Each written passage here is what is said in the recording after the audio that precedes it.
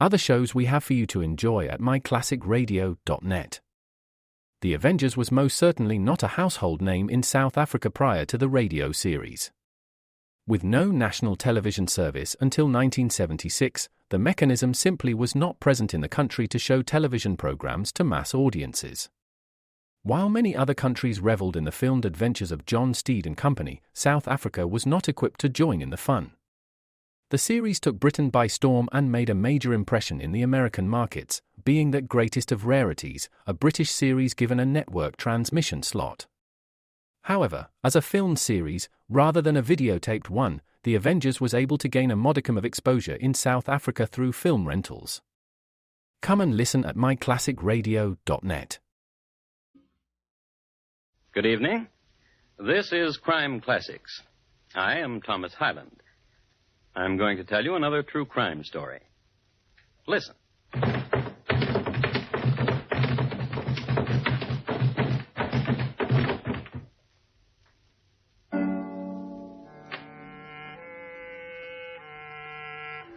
The man who just fell down the stairs is Colonel James Fisk, Jr. Although the colonel is a man given to the consumption of dozens of Blue Point oysters and bottles of heady wine at a sitting, his friends were given to pointing him out as a man inordinately steady on his feet. So why did he tumble down the stairs? And in New York's Grand Central Hotel, no less, where stair tumbling was frowned upon. The colonel didn't slip. He wasn't pushed. He was shot. The sudden presence of 2 bullets in him had upset his equilibrium. The man who's running away is the man who just shot the colonel. His name, Edward S. Stokes. Until recently, the colonel's very dear friend. There he goes.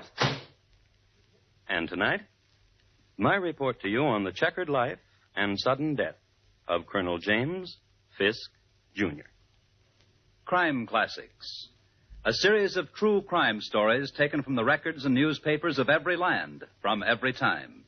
Your host each week, Mr. Thomas Hyland, connoisseur of crime, student of violence, and teller of murders. And now, once again, Thomas Hyland.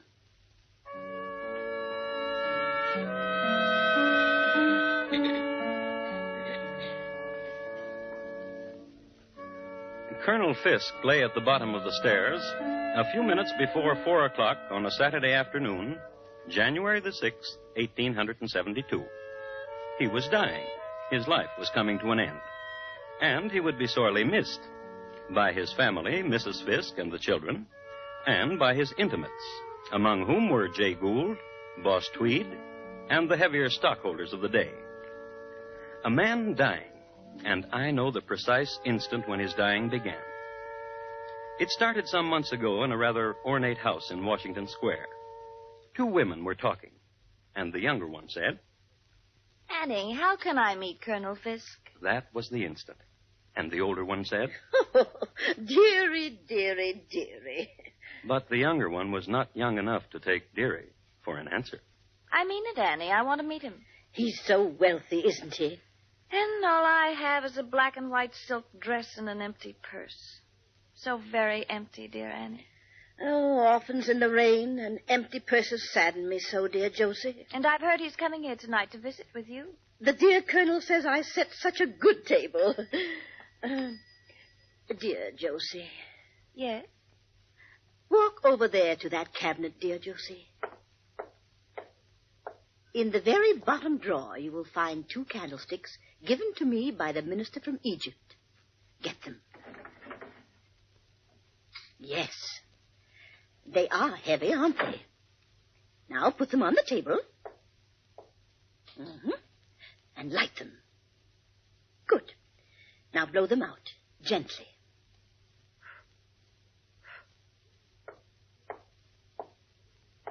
Well, Annie? Dear Josie, will you join the dear Colonel and me for dinner tonight? So nice of you to ask. I'd be delighted, dear Annie.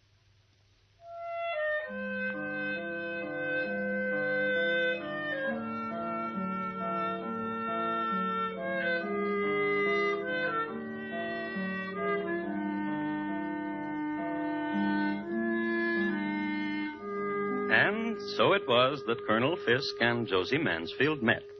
It was a highly successful meeting. I kiss your hand, Josie. You're a very sweet man. Isn't she a dear? So lovely. And so poor. So sad. The colonel was a man easily touched. And this was the era for young widows, beautiful and penniless.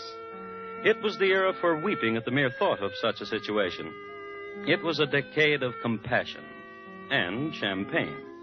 And this night, the meeting night, was one of the most poignant of the decade. Tomorrow, Josie, a jewel to lie against the throat. Oh, Colonel. My carriage will call for you at noon and bring you to me. And where will you be? At Tiffany's. The necklace counter? Of course, my dear. More wine?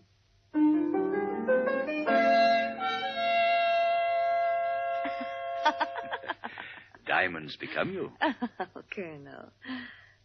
Oh, Colonel.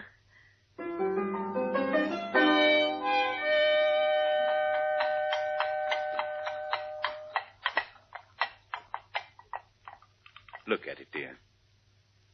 Do you like it? It's very nice. And it's all yours. Oh, thank you. I've always wanted a home of my own. And servants of my own. 6? Kiss me, Colonel.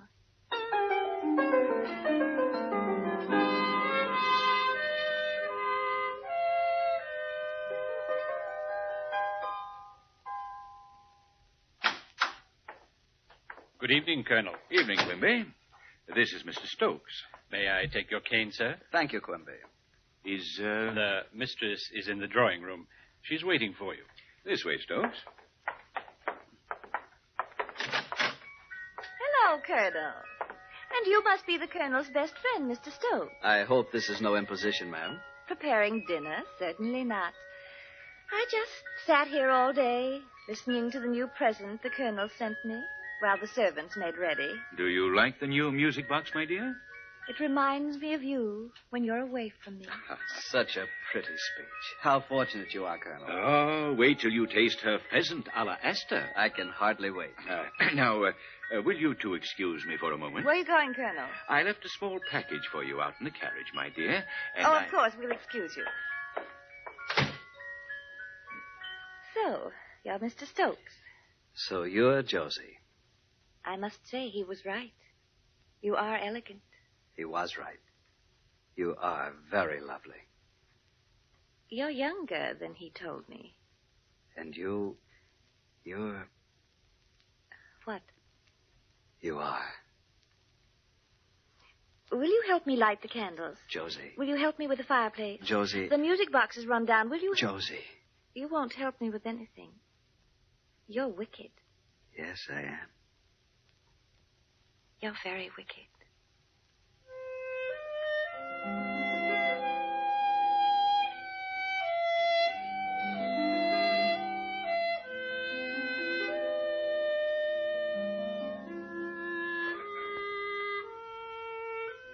At the time Josie whispered this tender criticism, Mr. Edward Stokes was 5 feet 9 inches high.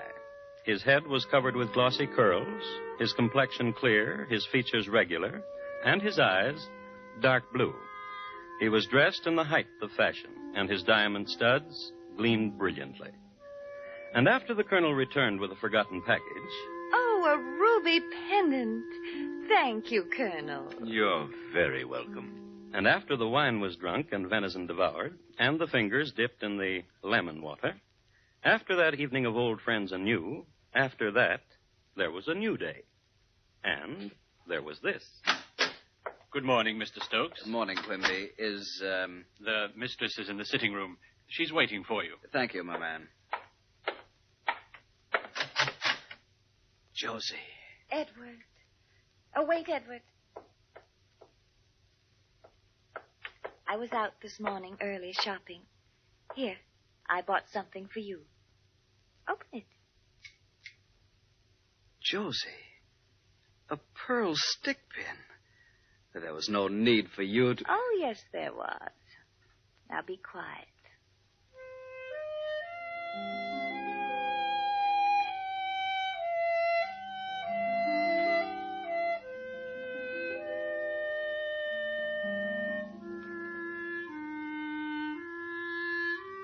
Several other scenes between these wild, storm-tossed lovers you might care to eavesdrop upon, since they'll give you a better understanding of the currents sweeping these two upon violent shores, like this one.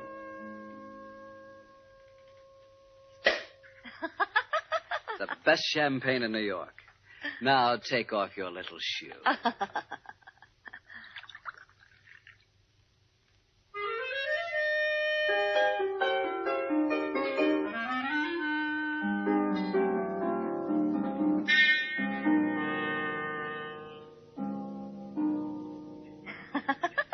Here, use my mallet, dear.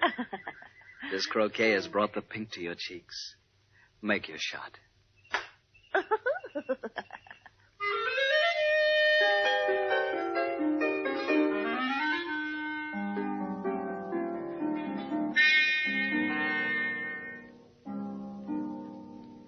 As is always the case in skullduggery of this sort, there is an in the meanwhile.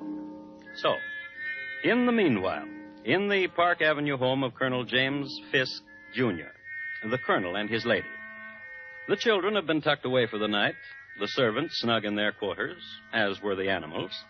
A quiet hour, an hour for a man and his wife, and for family discussions.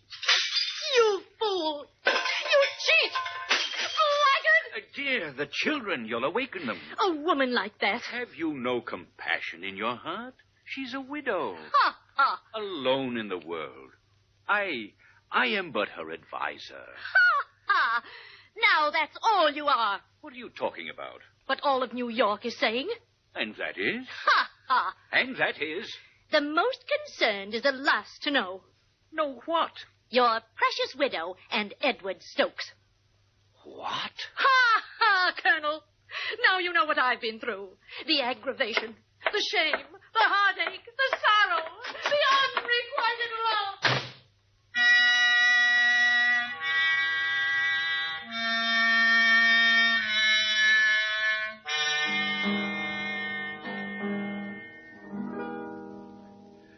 I'm sorry, Colonel. It's so late at night. Quimby, where is, The mistress is in her boudoir. Go awaken Who her. is it, Quimby?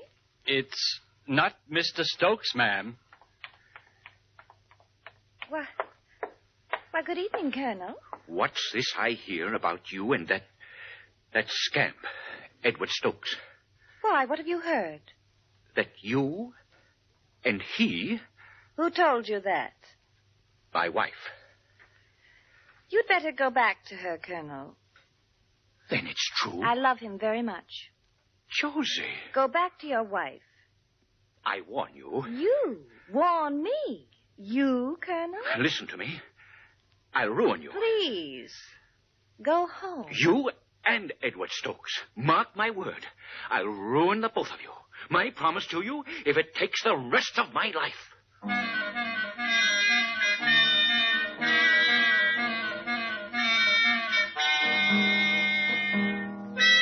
The colonel left. The colonel was driven to his club, where the colonel spent the night. And the next morning, early, the colonel began the final week of his life.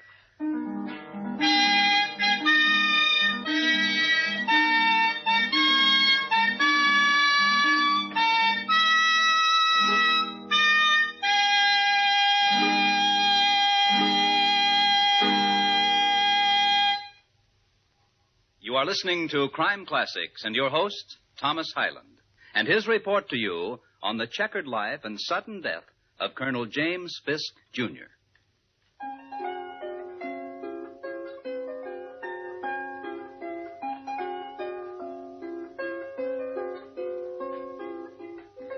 I'd like to set the coordinates for you again. Take a reading of exactly where we are in time and space. The year is 1872. The place is New York City. Now, 1872 was a vintage year for pearls in the bottom of champagne glasses, of fatted railroad stocks, and the diamond harvest was spectacular. The term rags to riches was coined on a day in this year, when a raggedy sewing machine girl was summoned from her chores, taken by the hand, dressed in silk, then released into a gilded cage. New York City at this time was a center for many similar dramas, one of which we're concerning ourselves with. Colonel James Fisk, Jr., had compassion for a widow named Josie Mansfield. Josie Mansfield had compassion for the colonel's friend, Edward Stokes. The colonel, upon hearing of this arrangement, immediately went into action in a colonel-like manner. Your Honor, I want to swear out a warrant for the arrest of Edward S. Stokes for embezzlement. Why, certainly, Colonel. We'll have the culprit in jail in no time at all.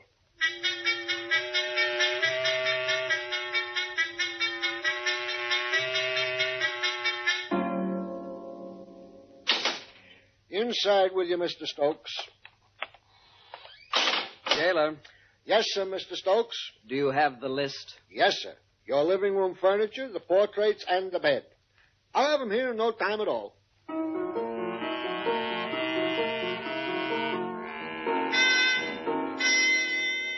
Edward Stokes was a model prisoner for 2 days. He was then released when the charge against him was dropped. Not to be outdone, he went into action in a manner which gained the plaudits of his cronies. Your Honor, I want to swear out a warrant for the arrest of Colonel James Fisk, Jr. for false imprisonment. Why, certainly, Mr. Stokes. We'll have the culprit in jail in no time at all.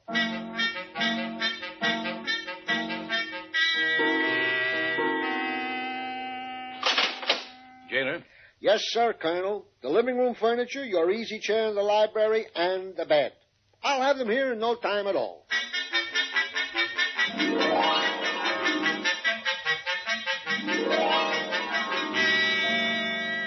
War of nerves, tactics, and strategies, and reprisals. And the real victors, the gatherers of the loot, the lawyers. So the colonel and Mr. Stokes called a truce, waved white napkins at each other across a gleaming table at Delmonico's. Stokes, I think we both acted like children. I agree with you, Colonel. Let me fill your glass. Yeah. A toast. To a friendship. Our friendship, Colonel. Enough of jails and lawyers and arguments. Life is too short. I'll drink to that, too. Colonel? And we can settle our affairs like men. I'll drink to that, too. No, wait. Let's settle our affairs first. Delighted. There is only one thing which stands in our way. Obviously. Josie Mansfield. You're right. Stokes, you're not ever to see her again. Colonel? You agree? Colonel, you're a fat, stupid fool. I accept that. But you're never to see Josie Mansfield again. Josie told me that if I saw you, I was to tell you you are a fat, stupid fool. And you are. I warned you once, Stokes. I'm not going to warn you again. Then I'll warn you. If you make any trouble, Colonel, you won't live to enjoy it. My promise to you.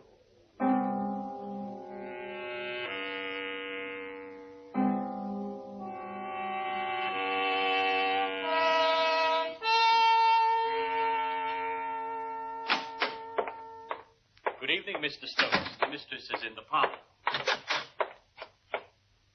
Josie. Josie. Josie, wake up. Oh, Edward. How nice, Edward. Dearest, listen.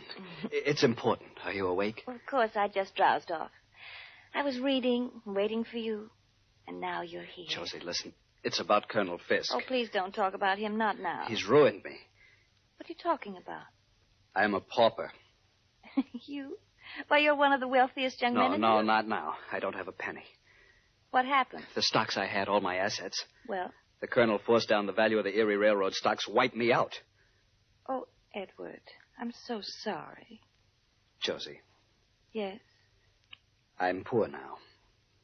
Do you want me to leave? Never come back? Darling Edward. Darling, dearest Edward. Josie. We'll beat him. We'll destroy the colonel, you and I together. That's impossible. He's too powerful. He's a weakling.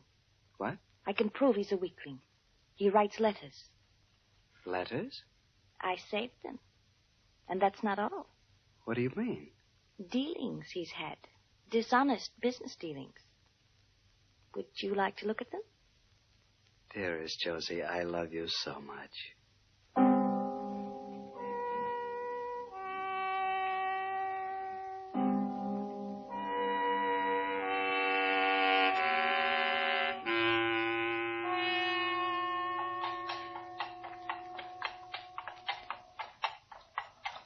So that's why I thought it more discreet to hire a cab, Colonel. Surely you understand.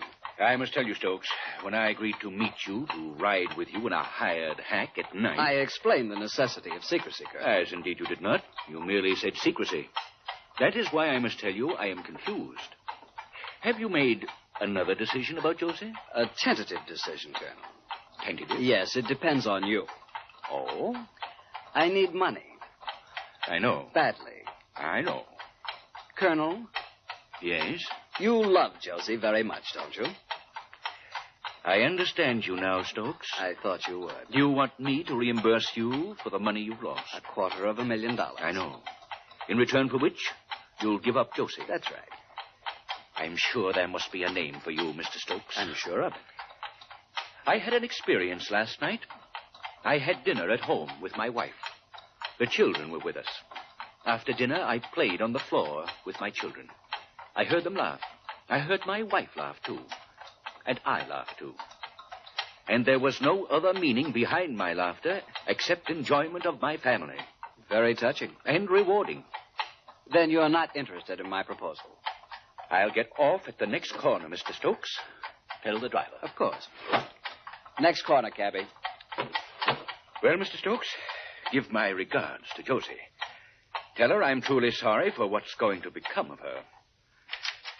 Goodbye, Mr. Stokes. Colonel, wait. I'm sorry we have nothing else to talk about. Except the letters. What letters? You have a rich way with words, Colonel. I congratulate you. I don't understand. Oh, of course you do. The letters you wrote to Josie. I see. All of them. I see. They could ruin you. Perhaps.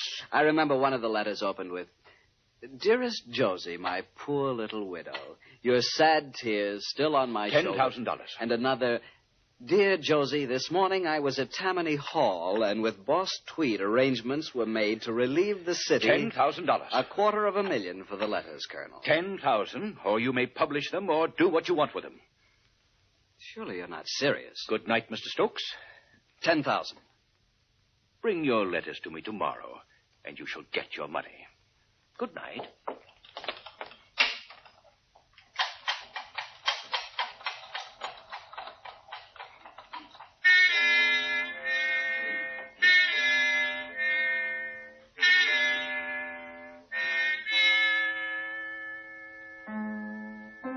An old almanac I have occasion to call on now and then says that Saturday, the 6th of January, in the year 1872, is the 66th anniversary of the Volunteer Fire Department of Roanoke, Virginia.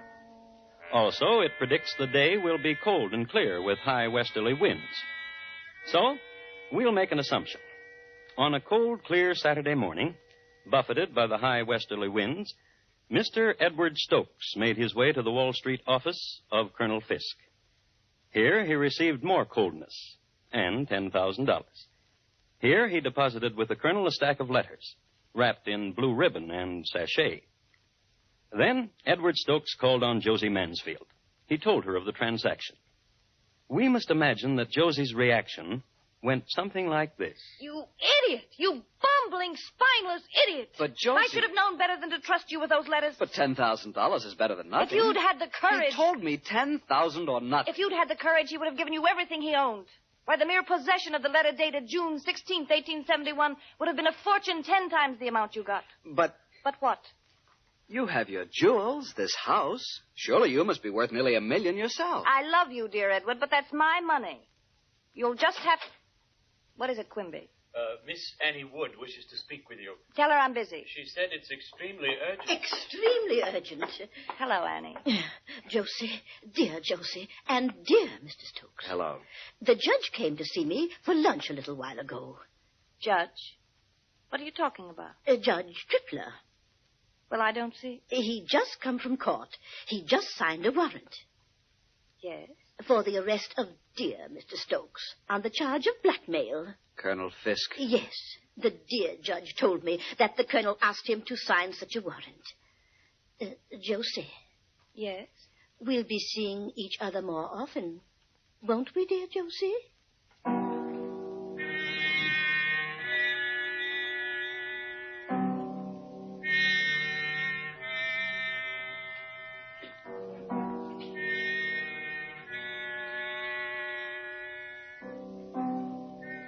publication of the time.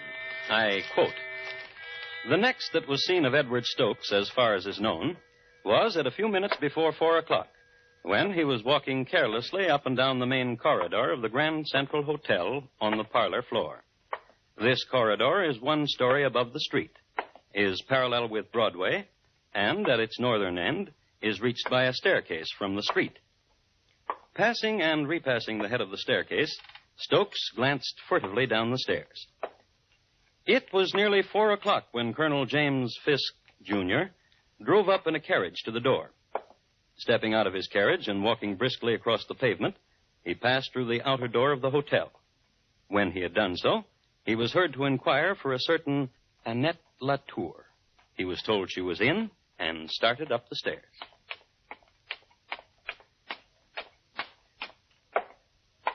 Good afternoon, Colonel. Stokes, don't! You ruined me. For the love of heaven, someone help me!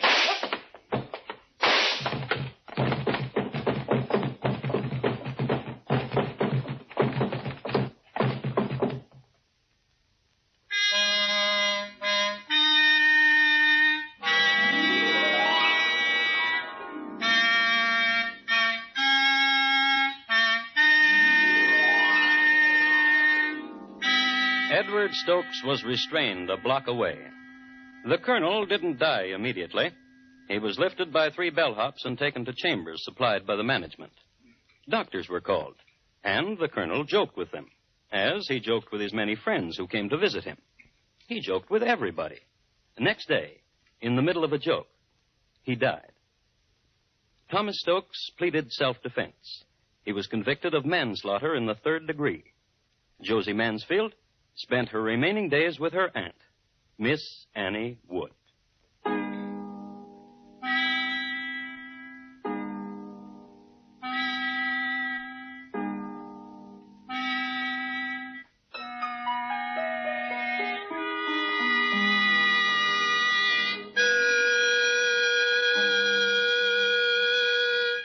And here again is Thomas Hyland. Next week, Long Melford in the county of Suffolk in England. The year, 1739. My report to you will be on the shrapnelled body of Charles Drew, Sr. Thank you. Good night. James Fisk, Jr., tonight's crime classic, was adapted from the original court reports and newspaper accounts by Morton Fine and David Friedkin. The music was composed and conducted by Bernard Herrmann, and the program is produced and directed by Elliott Lewis. Thomas Hyland is portrayed on radio by Lou Merrill. James Fisk, Jr. was played by William Johnstone. Featured in the cast were Mary Jane Croft, Martha Wentworth, Steve Roberts, Harry Bartell, Paula Winslow, and Charles Calvert. Bob Lamont speaking.